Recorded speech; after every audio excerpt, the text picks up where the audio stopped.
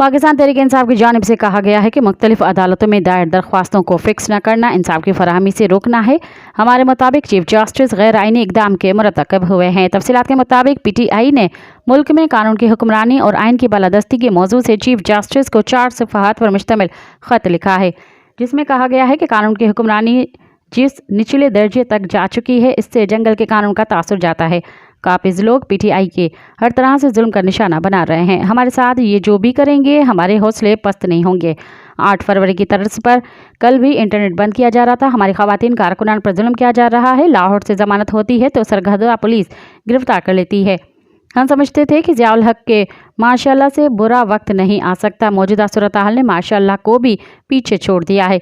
PTI की जानिब से मुतालबा किया गया है कि कारकुनान को रियासती जबर से आज़ाद किया जाए। मज़ीद ख़बरन ऐं तफ़सीलात लाइ विज़िट कयो असांजी वेबसाइट www.awamiNewsHD.com ऐं ॾिसंदा रहो अवामी न्यूज़ HD।